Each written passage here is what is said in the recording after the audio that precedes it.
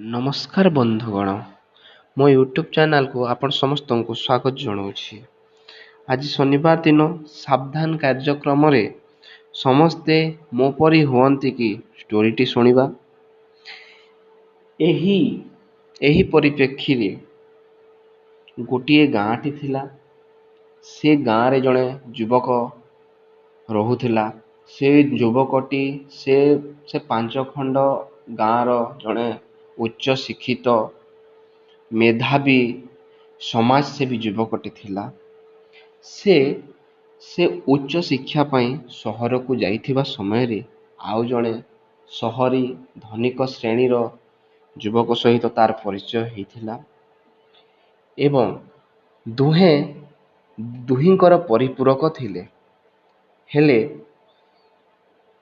ଜଣେ ସମାଜ ସେବାର ମନୋବୃତ୍ତିରେ ଥିବା ସମୟରେ ଆଉ ଜଣେ ସମାଜ ସେବାଠାରୁ ବହୁତ ଦୂରରେ। ଏମିତି ଦୁହିଁଙ୍କ ବନ୍ଧୁତା ଧୀରେ ଧୀରେ ବଢ଼ିବାକୁ ଲାଗିଲା।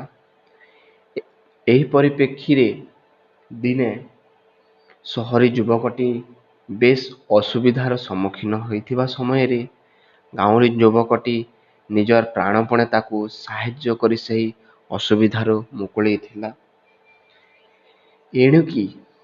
ଏଣିକି ଦୁଇ ଜଣ ସାଙ୍ଗରେ ରହିବାକୁ ଲାଗିଲେ। ରହିବା ପରେ କିଛି ଦିନ ଗଲା। ନିଜର ଜୀବନର ସବୁଠାରୁ ଶ୍ରେଷ୍ଠ ଇଣ୍ଟରଭ୍ୟୁ ପାଖେଇ ଆସିଲା ଏବଂ କେମିତି ଦୁଇ ଜଣ ଉତ୍ତୀର୍ଣ୍ଣ ହୁଅନ୍ତି ଏ ବିଷୟରେ ସେମାନେ ବିଚାର କରୁଥିଲେ। କିନ୍ତୁ ଗ୍ରାମୀଣ ଯୁବକଟି ସହରୀ ଯୁବକ ଅପେକ୍ଷା ପାଠ ପଢ଼ାରେ ବେଶ ନିପୁଣ ଏବଂ ଅଗ୍ରଣୀ। ଏଣୁ ସହରୀ ଯୁବକଟି ମନେ ମନେ ପାଞ୍ଚୁଥିଲା, ତାକୁ କେମିତି ଏହି ପରୀକ୍ଷାରେ ପଛରେ ପକାଇ ମୁଁ ଆଗକୁ ଯାଆନ୍ତି।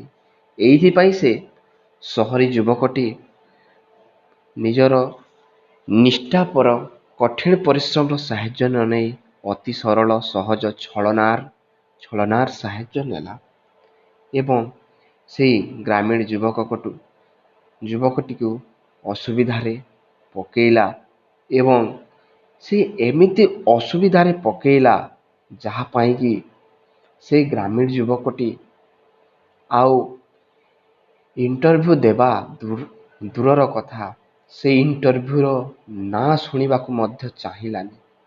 ତ ଭାଇମାନେ କମେଣ୍ଟ କରି ଜଣାନ୍ତୁ ସେ ଅସୁବିଧାଟି କ'ଣ ହେଇଥିବ ଏବଂ ଆପଣଙ୍କର ବିଚାର ଜଣାନ୍ତୁ।